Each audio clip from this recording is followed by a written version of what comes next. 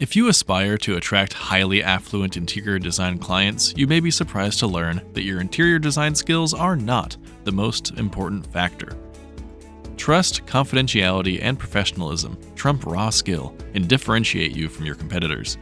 Take it from Pamela Harvey, today's guest, who is the principal owner of Pamela Harvey Interiors, as well as one of Pearl Collective's business coaches. Pamela has had a lot of success working with affluent clients. And in this episode, you'll learn how she did it, as well as plenty of other business lessons you won't want to ignore. Pamela, it's great to have you with us today. I'm excited to talk to you about your journey as an interior designer. And I'd love for you to just start there. Tell us how you got into interior design. Thank you, Gail. I got into interior design 23 years ago. It's easy for me to remember since I started in year 2000. Perfect. I had been a corporate executive for Liz Claiborne for a number of years, and my third baby was just about 2 years old, and I basically had the entire East Coast. So I was traveling pretty much every week, and I thought, I need to find something else to do that is not so hectic and spend more time at home with my family. So I had met a couple of interior designers, and I was really fascinated by what they did. And I had hired one to help me previously in my house in Alexandria. And so I looked into going back to school. Well, I quit my job at Liz Claiborne first. It was the first thing I did. And because I had no time to do anything extra with that. So I had quit my job and I enrolled in classes at Marymount. And I don't know, I guess it took me about 2 years to get a degree in interior design. And I was probably in my mid to later 30s at the time. So it was a little daunting going back to school, but I have to say I really enjoyed it. And I think 23 years later or so, I still have a lot of friends from college that I went back to school with, which is great. And as I was in school, I had redone my own kitchen. And every time I had some kind of event at my house or party, people would ask me if I could, do their kitchen. And so I kind of started out doing a lot of kitchens and bathrooms. And it was really just from having people over. I wasn't even really ready to work yet. I think I was just finishing up the last of my classes. And before I knew it, I had a pretty large group of clients. And then I was like, I need to get serious about this. And started my own firm working out of my house, like a lot of us do in the beginning. And kind of grew my business from there. And I think when I got to a point, somewhere down the road where I started doing a lot of different things, I did a lot of commercial work. I think I've done everything over my 23 years. I went from doing kitchens and baths to doing dental offices, orthodontist offices, and doctor's offices, which was really great because that's what I was doing in 07, 08, and 09 when the economy went south. And for doctors and dentists, their business stays pretty consistent. And so I think that really kind of tied me over during that time. And then my residential work really didn't heat up until, now I would say maybe 12 years ago. And a lot of my commercial clients were by residential clients. And pretty much now I do almost 100% residential. And and there was some point in there, I don't know, 6 or 7 years ago. Well, I've been following Gail forever. And I think I first started seeing you speak somewhere at High Point, probably 10 or 12 years ago. Oh my gosh, ancient history. And we started working together some different levels, maybe 6 or 7 years ago, with different coaching and VIP. And, I think my business now is certainly much stronger and better run than it ever has been before. And I have to say it's just been a constant learning experience. Well, we don't go to school to get a degree in business necessarily. I did, but that was well before I ever started my design degree. So, when you go to design school, they don't teach you that. No, they don't. We had one adjunct professor that came in, and I think she taught us, I don't remember really, it wasn't material and sources, I forget the class. And it may, I don't know, she taught us how to do binders actually for projects. And she didn't really teach us so much how to price out a job, but she did teach us how to put a project together, like real projects together. And that was probably pretty helpful. But the rest of them, there was no talk of, what should you charge or what should you mark up product for, and, how to read a profit and loss statement. There was really none of that. I think we took math, but we take math for the liberal arts. Right. And so it doesn't exactly teach you how to do all those things that you talked about. And it's so important to know that. Yeah, I think hiring a good CPA at some point too was really helpful. So going back a little bit further, did anybody in your family have the design gene before you? No, I don't think so. No. Huh. No. Isn't that interesting? Yeah, my mom liked to decorate, I have to say. I don't know. I would say she either liked to decorate or she liked to buy things. She would go to the big furniture store and usually work with someone there. And I know she used to redecorate the living room or so, I think every 5 years completely. So, and I don't know if she just got bored and liked to buy new things. She doesn't anymore. She's 81, so that stopped. But I think that maybe started my love of it. But I always loved art and early on. That was always my favorite class. And I used to paint. I think my mom still has a lot of things I used to paint when I was probably an early teen. So you had that natural tendency toward creativity anyway. So it sounds like it really is a great blend. And I'm so fascinated with how many people have an interest in fashion, and you ended up working for a fashion company for a number of years. So how do you think that prepared you for being an entrepreneur, or at least the interior designer? Working in fashion was really a great experience, and it was tough. Back then, it was a tough industry to work in, which I think did probably the best job in preparing me to work in interior design, because it's a tough field to work in. Mm-hmm. You've got to have fairly thick skin some days, and it is hard work. And I think the fashion part was really great, and I was allowed to pretty much do whatever I wanted in my stores. And I think that one of the things I was really good at when I worked for Liz was handpicking what product should go to what stores. And they didn't do a lot of that before. It was sort of like, oh, if you're at A level, you're going to get this. If you're at B level, you're going to get that. And, we had stores in downtown DC, and they would send like tennis wear to, and we'd be like, no one's buying that here, especially back then. People dressed in suits and were very professional. So I think that talking to your customers, learning them, and kind of tweaking my store's inventory made me really successful for a while with working in fashion. And, even a lot of times doing the windows. We used to have windows back then. Gosh, that's such a big job. And it is a decorating job too. So having the eye for that and the ability to discern what is going to sell is also a great skill that you have as a result of having worked in fashion.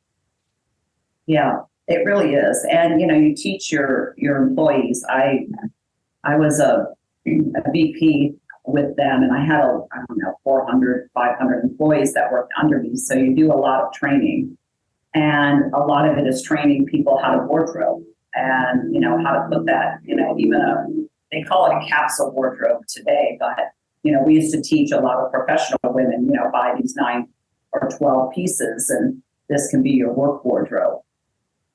Yeah. Well, now you've got the home wardrobe that you're working on. So over the years of working with designers, we've had a lot of people who've come to us and said they wanted to start in a different location. And I know you have a place in Virginia and one in Florida. So was this something that you planned to do? How did that happen? No, I didn't plan it, I guess. my ex-husband did a lot of work in Tampa because he was in defense contracting, and it was kind of a natural from DC to Tampa because there's a lot of government and defense contractors that work in both. And we were spending a lot of time down in Tampa, and I really I loved it immediately. And I would go with him, and, before I knew it, it was like, let's buy a house down here.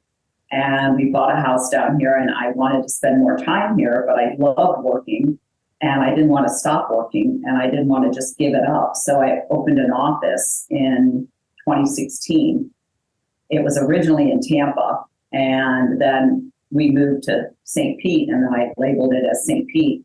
And St. Pete was a little sleepier back then than it is now. So most of my work originally was in Tampa, but a lot of it now is in St. Pete, and I have an office in St. Pete. And I had to work a little bit more with marketing myself here to get some of my first clients. But my first clients in Tampa found me on Instagram.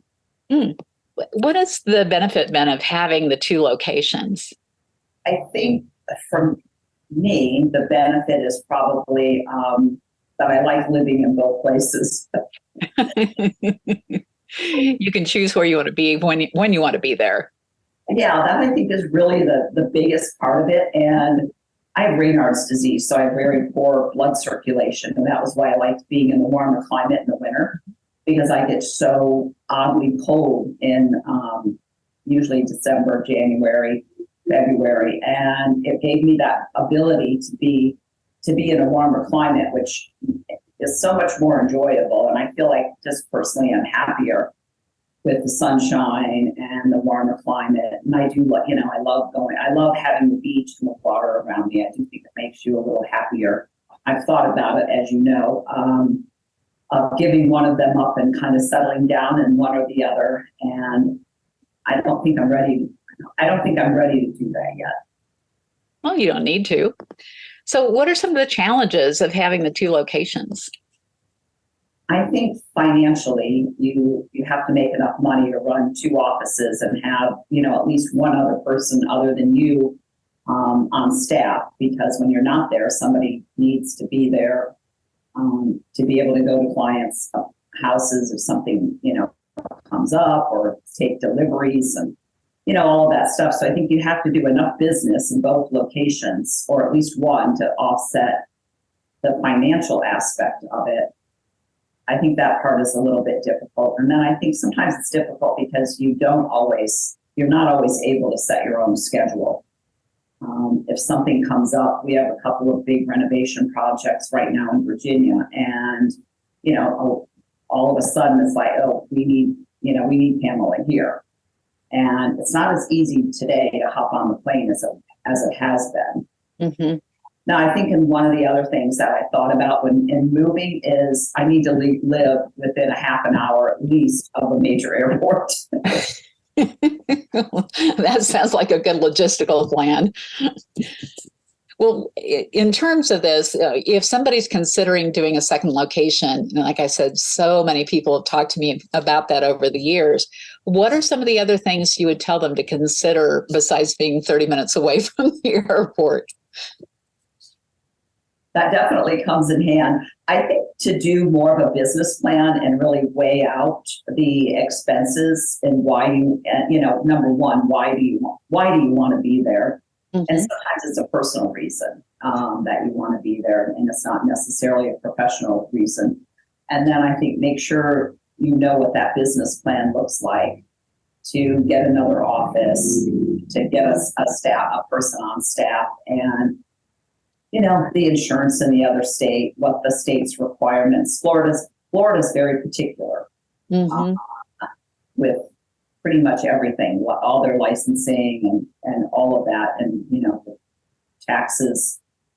They're much different than Virginia is. So I think knowing all of that before you kind of just jump in and do it makes a big difference. I used to think it mattered how many interior designers there were in the area, but I don't think that's necessarily the case. I think if you've got a good look and people find you, they'll still continue to find you in other locations. And I think what COVID changed the way we do business so much that, we don't have to meet in person with our clients as much as we used to. So that's made it a lot easier. And I think that we all kind of move around a little bit more. So I think that makes it more appealing.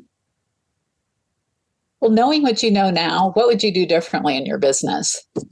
You've had 23 years, so you've had a lot of time to try a lot of different things.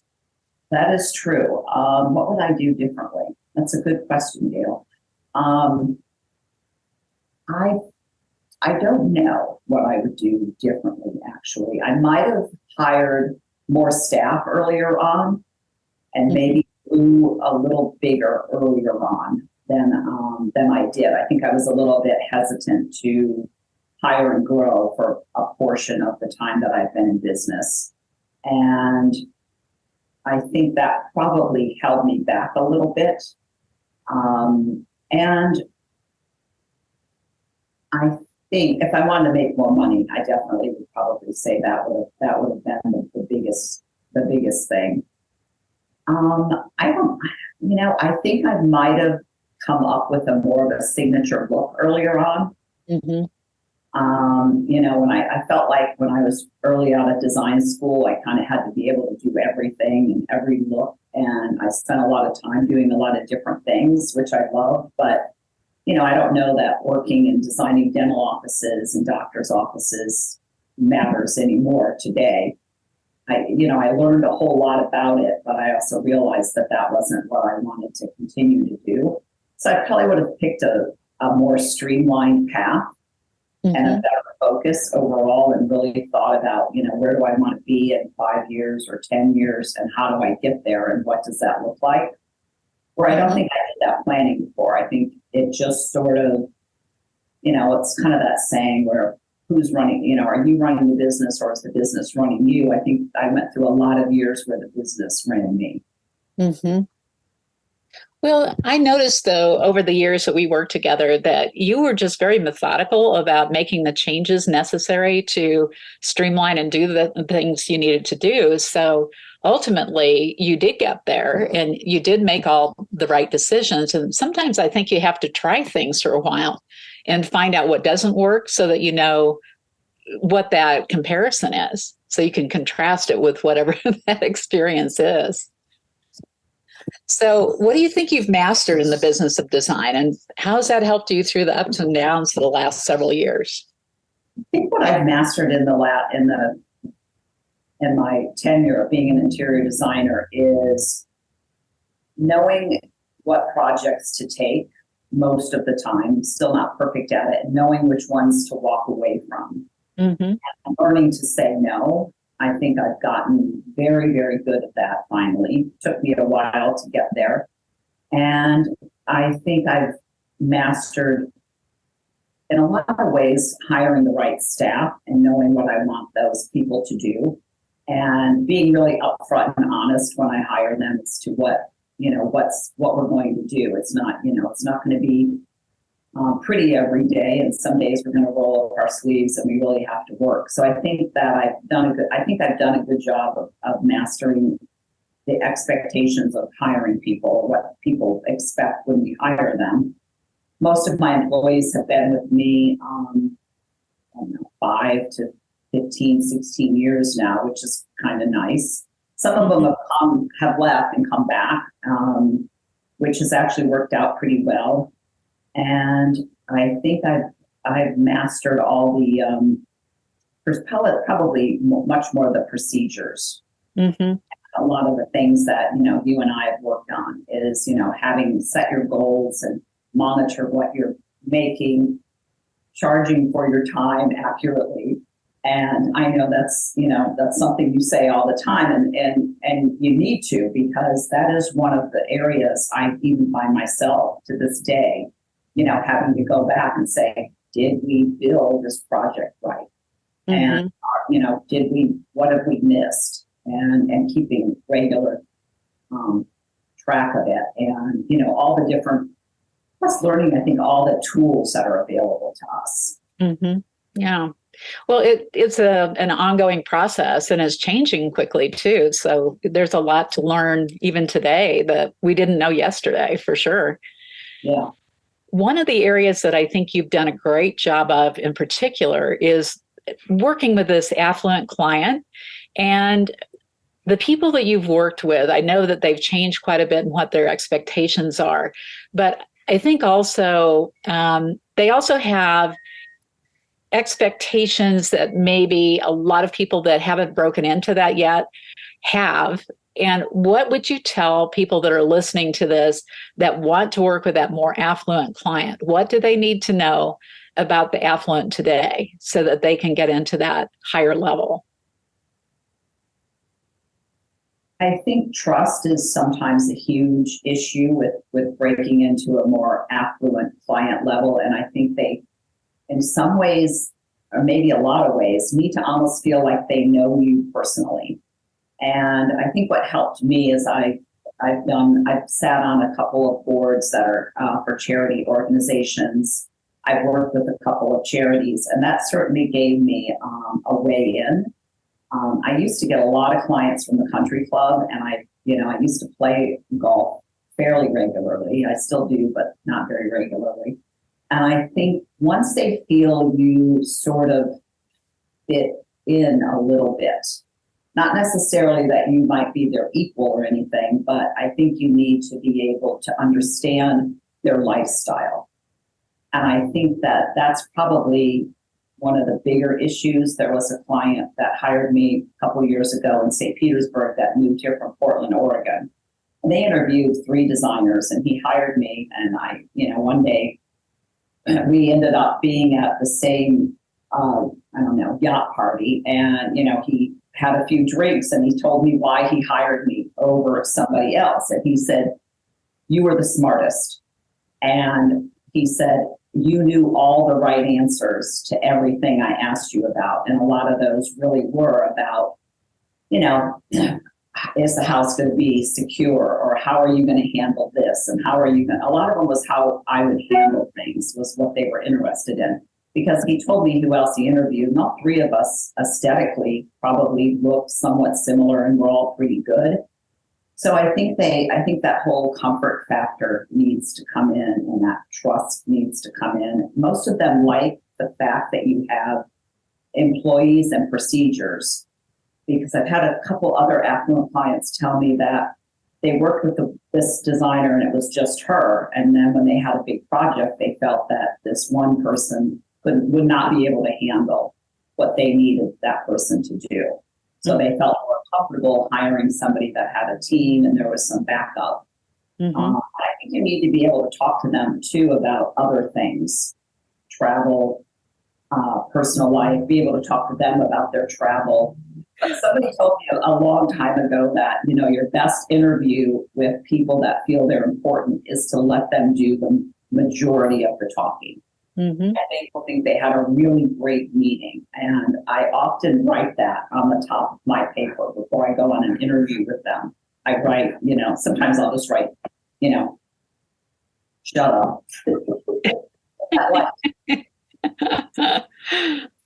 Well, you obviously have a lot of repeat clients too, and there is very clearly a reason that they keep coming back. First of all, you're doing a great job for them, but it sounds as if you have all of the expectations that you discuss up front. And then it also sounds as if, again, you build that trust factor. And all of those things are exceedingly important in order to get somebody to make the choice. And once they've made it once, it's way easier to get them to come back, don't you think? Absolutely. Yeah. It's easier for all of us because we already know so much about that client and they know about it. So the expectations are a lot easier to meet when it's a repeat client. Well, excellent. Well, let's wind up with just a last question with 3 parts to it. And I would like for you to help our listeners with some pieces of advice. And the first one is, what advice would you give to single moms? Okay. I was a single mom for a good portion of my career and having 3 daughters. And I think that is probably where it's even more important to take the right clients on, because you can't take the clients that are so needy and you're going to make so little money out of, because your time is so important to you when you're a single mom and you're juggling a lot of balls. And when I was a single mom, I used to get up at 6 a.m. and I would get kids out to school, and then I would work until 3 o'clock when they came home. And then I would, put them to bed and go back to work quite often at night. And that worked for me for many, many years. And it allowed me to get a lot of things done. I typically don't talk about my personal life to my clients a whole lot unless I really know them really well. I might know everything about their personal life, but I don't give away a lot of mine. But then when I was a single mom, there were some clients that I got to know, and they were kind of used to me bringing one of my kids along. And I think that, I think some of them really liked it. I used to have a dog that traveled with me all the time, and I had a lot of clients that, were like, oh, I hope when you come today, you have the dog. And my youngest daughter, Stephanie, used to go to clients' homes with me. So I think sometimes when you have that comfort factor, some of the clients like that more personability part of it, because it's not something I typically do, especially coming out of DC where, the status quo is pretty professional overall. I think manage your time really important is probably the biggest thing, and take the right clients and don't try to please everybody. And we have a saying in my office, I would like to put it on a plaque, because I have to remind myself and my team often, is that we don't do charity work for wealthy people here. And I agree. I love that. All right. So the second piece of advice I'd like you to give is to new entrepreneurs that are getting into the industry. I said earlier, I think to make a plan. I didn't really have a business plan when I started out. I think, as I said earlier, I just kind of let the business carry me. And I think to sit down and make a 5-year to a 10-year plan, a little bit of a forecast and what you really want. And that plan could encompass a lot of things. I think it's sort of, it's been a while since I did one of your VIP days, but I think that is one thing that you teach us in a VIP day, is to make a plan. So I would say that if you're new, even though you're not doing a lot of business, out of the gate, is to set up some systems and have a business plan going forward so that you can achieve the goals you want to achieve. Absolutely. And then the final piece of advice for today is to the designers who are currently in business, who are feeling the impact of the economy. You've been through the 2008 period. I remember that well. And what would you say to those people to deal with the uncertainty that's going on right now? I think we've talked about it a little bit, and there's been a couple little changes that I've had to make in my contract recently that I think clients have done that I hadn't experienced before. That's sort of another topic, but I think, one, I follow up much more consistently now with every lead. I think doing some of those things to put your name back out there, send something, send a holiday post out to all of your clients, and keep your, I think the hardest thing for all of us in probably a lot of professions is keeping ourselves relevant. And I think finding something new to talk about and something, to keep that fresh.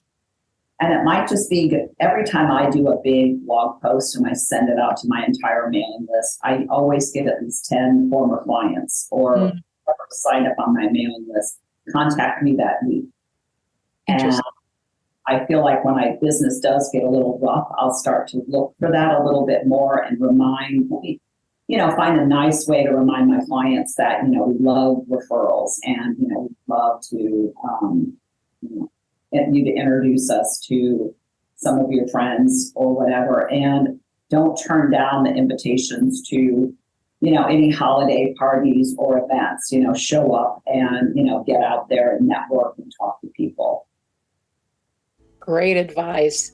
Well, thank you so much for being on the podcast today. You've shared some great words of wisdom and some golden nuggets I think a lot of people will benefit from. So thank you for your time today. Yes, thank you, Gail.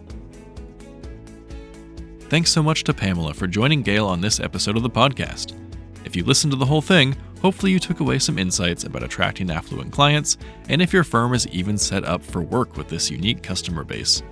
Join us next week for another educational episode of the Creative Genius Podcast from Pearl Collective.